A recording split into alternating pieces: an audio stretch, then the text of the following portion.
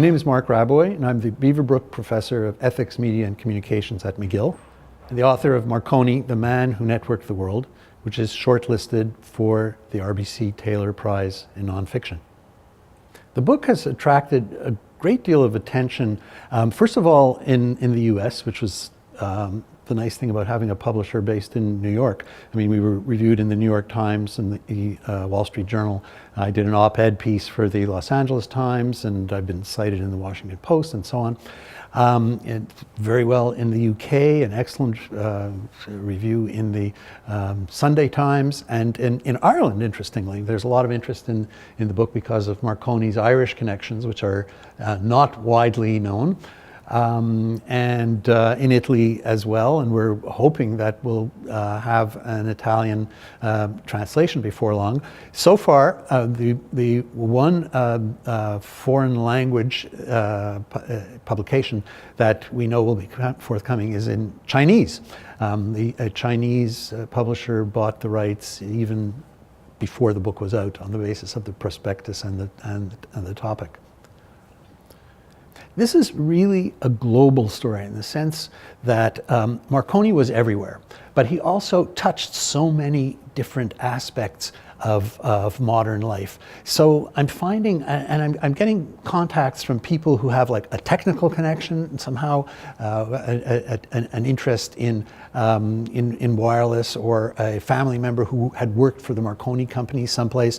Also, you know, Marconi touched so many places. I mean, there are local Marconi stations or Marconi outposts in so many parts of the world. At the same time, I mean, it is a big biography. So it's the kind of book that is attracting readers who like historical biographies. I mean, even if they're not necessarily focused on science and technology. The other thing about this book is that Marconi was involved in so many of the great important political moments of the first 30 years of the 20th century. I mean, he was an Italian delegate to the Paris Peace Conference. He was an associate of Mussolini when Mussolini came to power in Italy. He occupied a number of important positions in the 1920s and 1930s.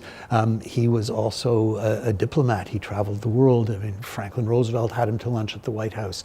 He had access to kings and prime ministers and presidents everywhere. So I'm finding that readers of history, readers interested in technology, and people who have some kind of local connection, people who have a family connection, I've even been contacted by someone who reveals to me that as far as he knows, he is a grandson of Marconi. So it's been a fascinating journey that way. It's a wonderful thing to be attracting recognition. I mean, it's a great honor to have something like to be a finalist for the RBC Taylor Prize, whatever happens at the end of the day. I mean, it's great for the life of the book. It's great for the life of the author, and it opens doors, and it also gives one the feeling or the sense that, you know, this is worth pursuing. So at the moment, I'm very focused on getting the book out into reaching as many audiences as possible, because it is a book that could resonate all over the world, really. And so that takes a certain kind of effort, because there is no one approach that works everywhere. I'm also, I have had some inquiries from people from the film world, which is, I'm a total babe in the woods on this. I have no idea what I'm getting into there, but I'm hopeful that there will be